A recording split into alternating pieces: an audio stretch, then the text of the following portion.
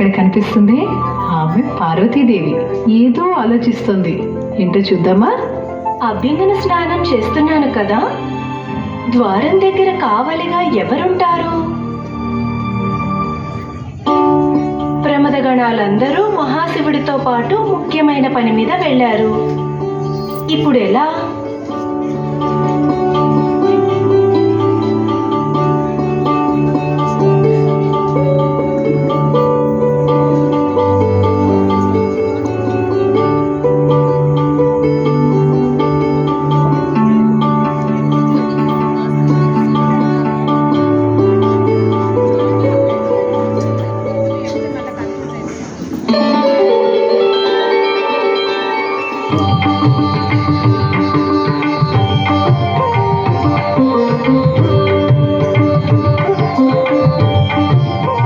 బొమ్మ ఎంత బాగుందో!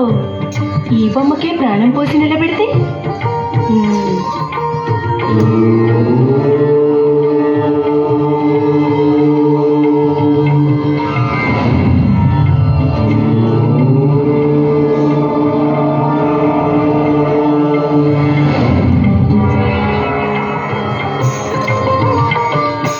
అమ్మా,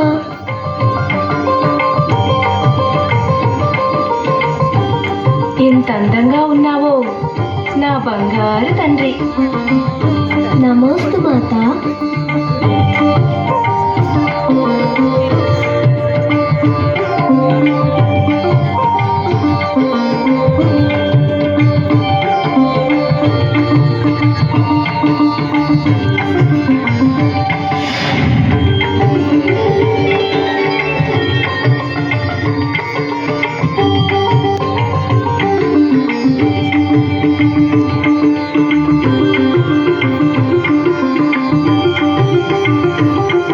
నాయనా, నేను అభ్యంగన స్నానం చేయాలి.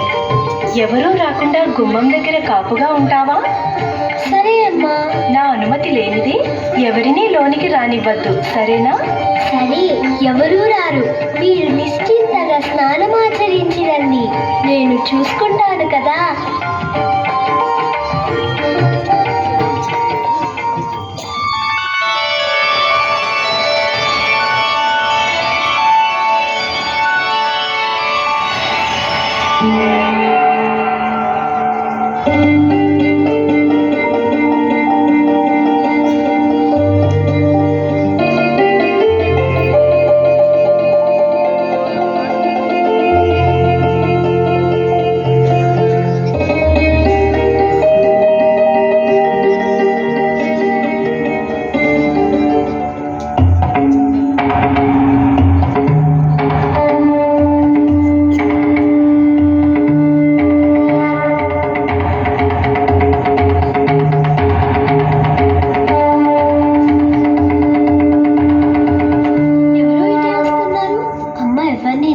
రానివ్వద్దని చెప్పింది కదా.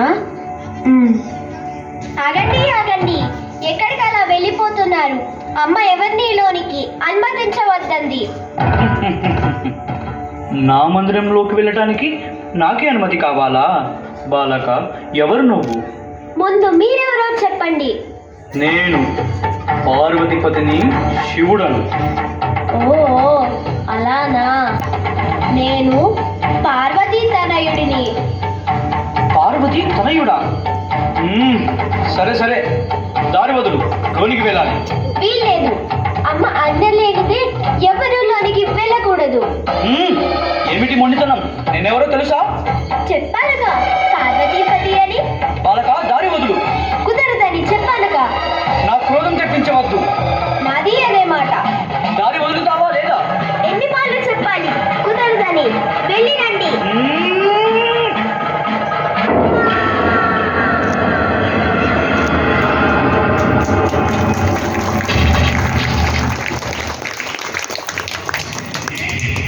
సార్,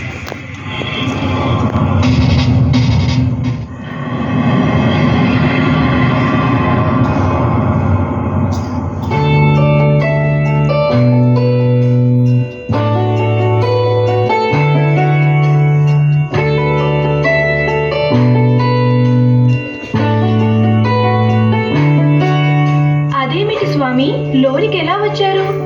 బాలుడు అడ్డగించలేదా? అడ్డగించాడు. అందుకే ఆ బాలుడిని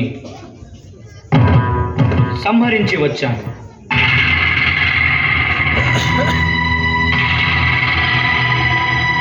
ఎవరా బాలుడు? నేను ప్రాణం పోసిన మన కుమారుడిని మీరు సంహరించారా?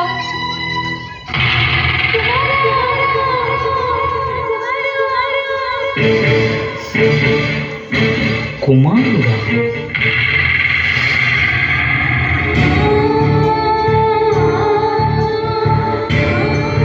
కుమారా,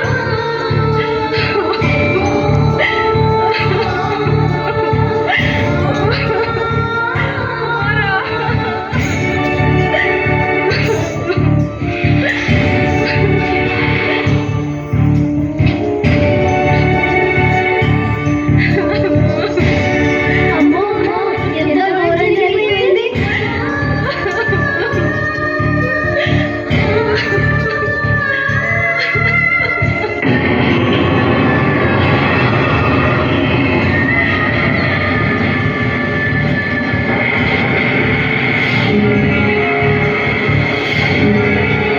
అరే అక్కడికి పోవాలి. శాంతించు పార్వతీ మాత.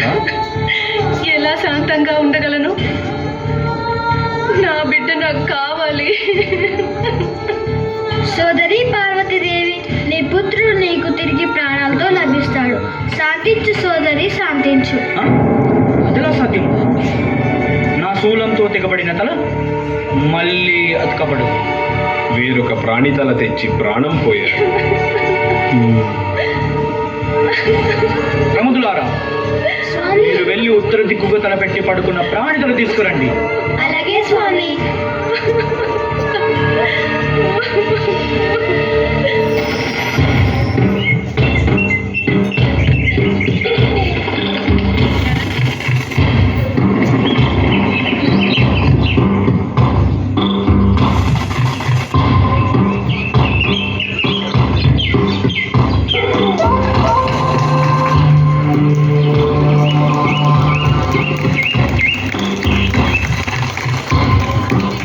రండి రండి, అదిగో ఏనుగు. త్వరగా వచ్చేయండి.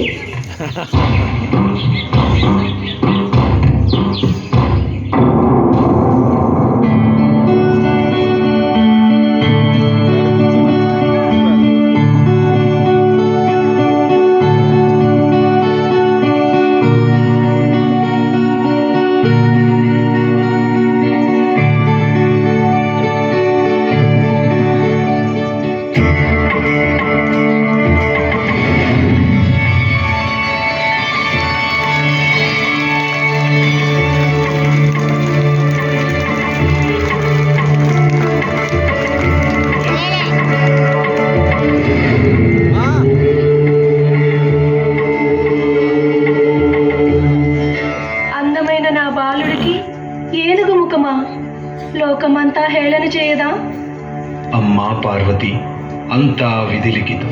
జరిగినదంతా లోక కళ్యాణం కోసమే. నీ పుత్రుడు గజానుడిగా పిలువబడుతూ ముల్లోకాల్లో ఏ శుభకార్యం జరిగినా మొదటి పూజ అందుకుంటాడు. విఘ్నాలకు అధిపతిగా నిలుస్తాడు. ఇతనిని పూజిస్తే అన్ని విఘ్నాలు తొలగిపోయి అంతా శుభమే కలుగుతుంది.